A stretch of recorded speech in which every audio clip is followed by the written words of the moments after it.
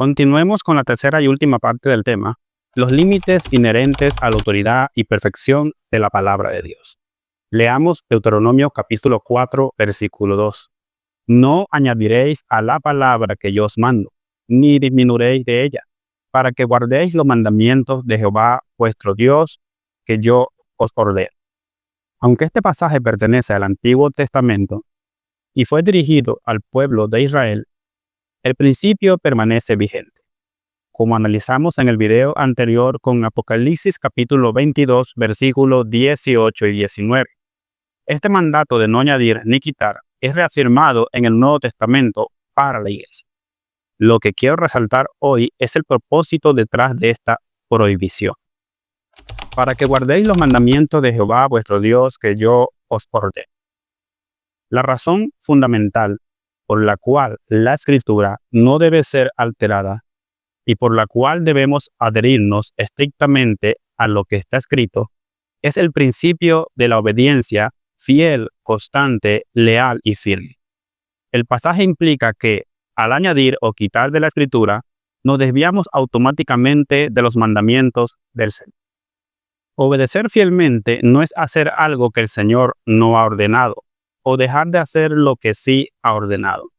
En cualquiera de estas dos acciones, sea por adición o por omisión, se manifestaría un acto de rebeldía y desobediencia.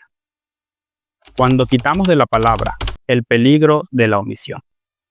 Cuando quitamos o ignoramos partes de la palabra de Dios, el resultado es una obediencia selectiva o a medias, lo cual para Dios es sencillamente desobediencia. Esta falta generalmente surge de la conveniencia, el compromiso con el mundo o la comodidad personal. El individuo o la comunidad decide que ciertos mandamientos son demasiado difíciles, anticuados o irrelevantes para su situación actual y por lo tanto los descarta. Esto implica poner el juicio humano por encima del juicio divino. Se está diciendo, en esencia, Dios se equivocó o exageró en este punto. Yo sé qué partes de su ley y mandamientos necesito realmente. Esto resulta en una vida de laxitud espiritual e hipocresía, ya que se pretende honrar a Dios solo en las áreas que no resultan costosas. El ejemplo del rey Saúl, 1 Samuel capítulo 15. Dios ordenó a Saúl destruir completamente al pueblo de Amalek. Sin embargo, a Saúl se le ocurrió dejar con vida al rey y conservar lo mejor del ganado, destruyendo solo lo que era vil y despreciable. Su argumento fue que era para ofrecer sacrificio a Dios, el mismo Dios que le mandó destruir todo. La obediencia parcial de Saúl fue rechazada y considerada como rebelión y obstinación. Samuel le dijo: ¿se complace Jehová tanto en los holocaustos y víctimas como en que se obedezca a las palabras de Jehová? Ciertamente, el obedecer es mejor que los sacrificios y el prestar atención que la grosura de los carneros. Porque como pecado de adivinación es la rebelión y como ídolos e idolatría la obstinación. Por cuanto tú desechaste la palabra de Jehová, Él también te ha desechado para que no seas rey. 1 Samuel capítulo 15, 22 y 23. Cuando añadimos a la palabra, el peligro de la tradición humana. Cuando añadimos a la palabra, es como si estuviéramos legislando junto a Dios, estableciendo nuevas normas como si fueran divinas. Al hacer algo no autorizado y no limitarnos al mandamiento establecido, caemos en una adoración y honra inútil, vana y vacía. Esta falta surge de la arrogancia o el orgullo religioso. El grupo o individuo piensa que puede mejorar la ley de Dios o que la revelación divina es insuficiente, creando reglas humanas y otorgándoles autoridad divina. Esto convierte la fe en una carrera de obstáculos artificiales, desviando la atención del mandamiento real. Se está diciendo: Dios no hizo su obra completamente. Yo añadiré lo que falta para ser más santo, o para controlar a otros, o para asegurar mi salvación. Esto socava la gracia y la libertad que proviene de la fe. El ejemplo de los fariseos, Mateo capítulo 15. Los escribas y fariseos son un ejemplo prominente de aquellos a quienes Jesús confrontó por esta práctica. Él denunció que invalidaron el mandamiento de Dios por sus tradiciones. Mateo capítulo 15, versículo 3. Al añadir tradiciones o mandamientos de hombres, el pueblo se distanciaba de Dios, honrándolo solamente de boca. Esta práctica resultaba en una adoración vana. Mateo capítulo 15, versículos 7 a 9. De hecho, en el versículo 7, Jesús los llama hipócrita por tal conducta, y en el versículo 9 se describe su adoración como vana, inútil, insensata y sin propósito. Esto es una referencia al significado de la palabra griega maten, que se traduce como vano o en vano. Conclusión y aplicación práctica. Ambas acciones, quitar y añadir, demuestran una falta de confianza en la sabiduría y suficiencia de la palabra de Dios. Debemos entender que un mandamiento, por definición, nos limita.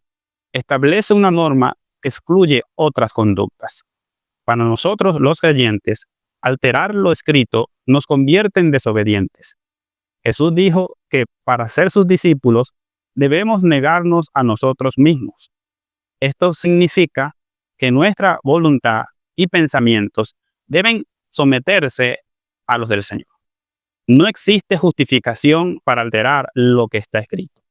Hoy en día se ha vuelto común el argumento de que la Biblia no prohíbe explícitamente X práctica para introducir prácticas nuevas. Si pensáramos así, en la iglesia se podría hacer cualquier cosa. Sin embargo, debemos entender el principio bíblico. Al tener un mandamiento específico, estamos limitados a cumplir ese mandamiento, lo cual excluye automáticamente cualquier otra práctica no autorizada.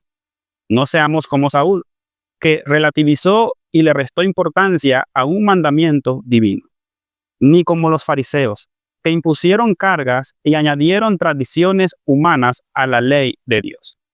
Estos ejemplos fueron registrados para nuestra amonestación. Primera de Corintios capítulo 10, versículo 11. Para que con temor de Dios evitemos incurrir en los mismos errores de infidelidad. Lamentablemente, en la actualidad se observa un deterioro en la práctica y la doctrina, manifestado en las siguientes desviaciones. El despojo de elementos esenciales de la fe. Se ha intentado aligerar las condiciones del plan de salvación, resultando en la predicación de un evangelio incompleto y superficial.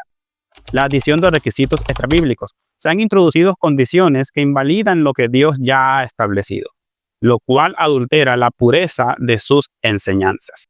La secularización del culto. Se han insertado tradiciones y prácticas del mundo en la liturgia y en las costumbres de la iglesia. El sincretismo doctrinal.